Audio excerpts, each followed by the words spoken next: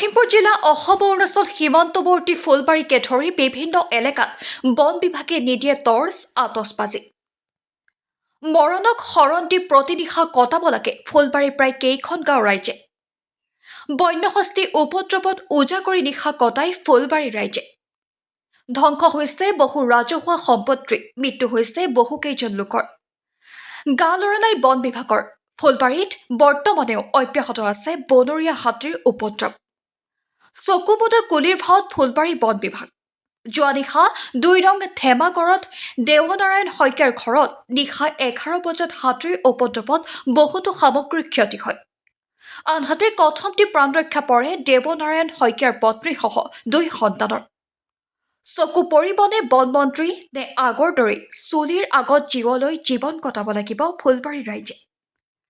লখিমপুৰৰ পৰা বেদান্ত বৰুৱাৰ প্ৰতিবেদন ৰাইজৰ বাৰ্তা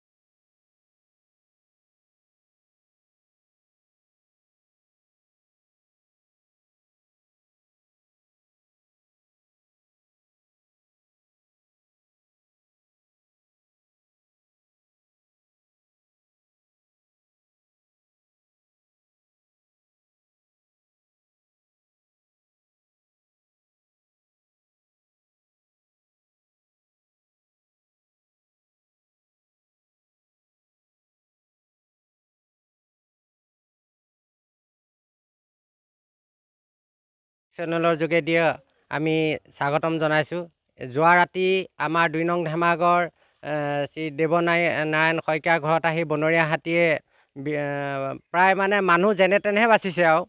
ঘৰ পিছফালে ভাঙি বহুত অনিষ্ট কৰিলে আৰু আগতেও তেনেকৈ আমাৰ প্ৰায়ে আহি আছে আৰু আমাৰ তেনেকুৱা ব্যৱস্থা নাই আৰু আমাৰ এটা জাতকাৰ লাইন আছিলে সেইটো এতিয়া বৰ্তমান বিকল হৈ আছে আমি ভাবিছোঁ ইয়াত খেদিব পৰা কিবা আমাৰ ফৰেষ্ট ডিপাৰ্টমেণ্টৰ বিভাগৰ পৰা কিবা সুবিধা দিলে আমি আনন্দিত হ'ম নহ'লে বা আমাৰ এই গাঁওখনত আমি থকাৰ বহুতো মানে আমাৰ ভয় লগা হৈছে গতিকে আমি সেই বিষয়ে আমি জনাইছোঁ আমি ফৰেষ্ট ডিপাৰ্টমেণ্টকো